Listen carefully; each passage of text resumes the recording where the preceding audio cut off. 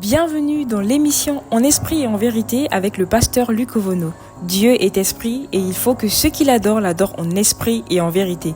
Maintenant, passons à l'écoute de la méditation du jour. Que Dieu vous bénisse. Mesdames et messieurs, bonjour. Que la grâce de Dieu soit sur vous. C'est le pasteur Luc Ovono de l'émission En esprit et en vérité.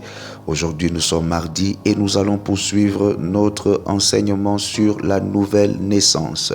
Nous sommes dans la troisième étape de la nouvelle naissance qui est recevoir le Saint-Esprit. Nous avons vu déjà qui est le Saint-Esprit. Nous avions vu que le Saint-Esprit est la partie de Dieu qui a décidé d'habiter dans l'homme qui prend la décision de s'abandonner totalement à Jésus-Christ et que lorsque le Saint-Esprit entre en nous, nous sommes marqués d'un sceau d'appartenance au royaume de Dieu. Ensuite, lorsque le Saint-Esprit est en nous, nous ne péchons plus, nous ne pratiquons plus volontairement, intentionnellement, quotidiennement le péché. Et maintenant, aujourd'hui, nous allons voir les signes qui prouvent que l'on a le Saint-Esprit. Il y a plusieurs signes, mais aujourd'hui, nous allons partager 3 signes qui montrent que nous avons le Saint-Esprit. Alors, le premier signe, c'est la joie. Lorsque le Saint-Esprit rentre en nous, un des signes qu'il est rentré en nous, c'est la joie. Dans le livre de 1 Thessaloniciens chapitre 5, verset 16, il est écrit « Soyez toujours joyeux ».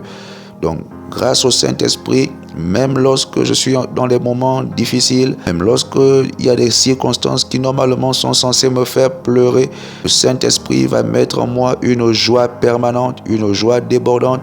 Souvenez-vous que les chrétiens de la Macédoine étaient très pauvres, mais dans leur pauvreté profonde, ils avaient le Saint-Esprit qui remplissait leur cœur d'une joie débordante. Et grâce à leur joie débordante produite par le Saint-Esprit, ils ont produit de riches libéralités de leur part.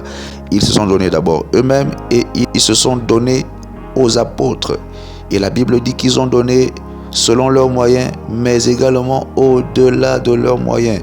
Voyez-vous, ce que le Saint-Esprit fait dans un corps, c'est qu'il nous procure la joie d'investir pour Dieu, la joie de travailler pour Dieu, la joie de servir Dieu, la joie d'appartenir à Dieu, la joie d'avoir des rencontres personnelles et de qualité avec Dieu dans le secret en privé, ce que nous appelons le culte personnel. La joie du Seigneur qui est procurée par le Saint-Esprit est un signe si important que l'on a le Saint-Esprit. Donc si tu es un chrétien et tu es tout le temps aigri, tu es tout le temps soucieux, tu es tout le temps inquiet, ton visage ne brille jamais de sourire, tu es toujours en train de te fâcher, il est fort probable que tu n'as pas encore reçu le Saint-Esprit et par ricochet, tu n'es pas encore né de nouveau. Alors, le deuxième signe qui montre que le Saint-Esprit est rentré en nous, c'est l'illumination. L'illumination, il s'agit de la compréhension, il s'agit du fait que les Saintes Écritures deviennent compréhensibles, davantage compréhensibles. À chaque fois que tu lis la parole de Dieu ou à chaque fois que tu écoutes la parole de Dieu, tes oreilles spirituelles, ton intelligence spirituelle se renouvelle et les choses que tu ne comprenais pas hier, tu commences à les comprendre aujourd'hui.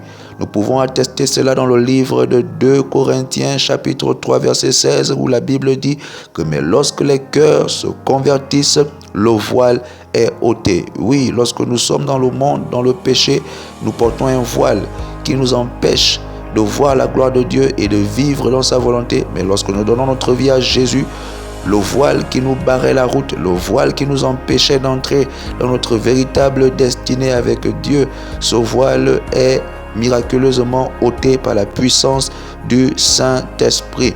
Nous pouvons également parler d'illumination lorsque nous lisons le livre de Romains chapitre 12, verset 2, lorsque l'apôtre Paul dit « Ne vous conformez pas au siècle présent, mais soyez transformés par le renouvellement de votre intelligence, afin que vous discerniez ce qui est bon, agréable et parfait. » Voyez-vous donc ce que le Saint-Esprit procure lorsqu'il entre dans un corps.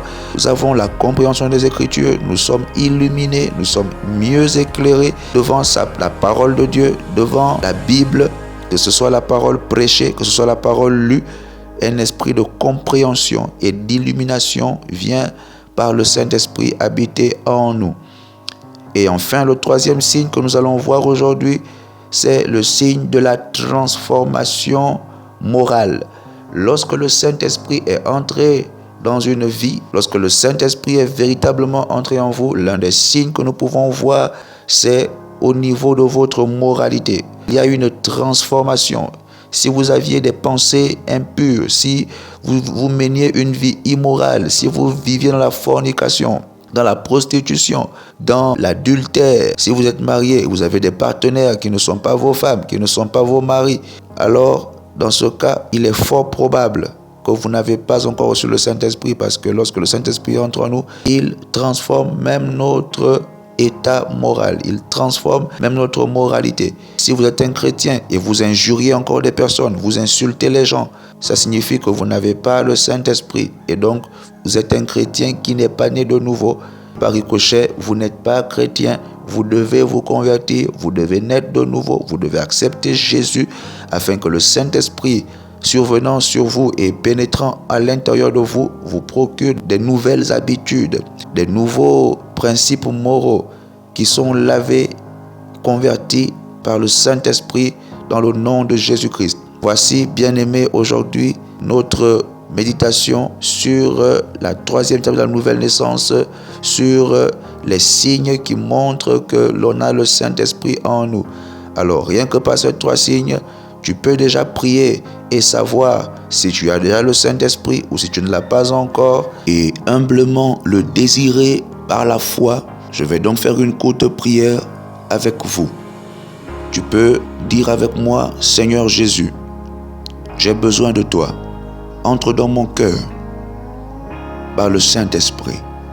Je ne veux pas vivre une foi d'apparence, mais je veux pratiquer une foi guidé par ton Esprit Saint. Donne-moi le Saint-Esprit. Je désire le Saint-Esprit. Saint-Esprit, entre dans mon corps. Deviens le propriétaire. Au nom de Jésus-Christ. Amen. Bravo et félicitations à tous ceux qui ont fait cette prière avec un cœur sincère. Que la grâce de Dieu soit sur vous. Ainsi prend fin notre méditation et nous nous disons à demain mercredi. Que Dieu vous bénisse. Amen. Nous avons été bénis par ce merveilleux message. Partageons-le au plus grand nombre afin que nul ne soit privé de la grâce de Dieu. Vous venez d'accepter Jésus? Si oui, écrivez Jésus au numéro WhatsApp suivant 060 38 15 46. Êtes-vous à la recherche d'une vraie église pour servir Dieu en esprit et en vérité? Écrivez Église au numéro WhatsApp suivant 060 38 15 46. Besoin d'un suivi spirituel? Écrivez suivi au numéro WhatsApp suivant 060 38 15 46. C'était le pasteur Luc Ovono dans l'émission En esprit et en vérité. Que Dieu vous bénisse et à la prochaine.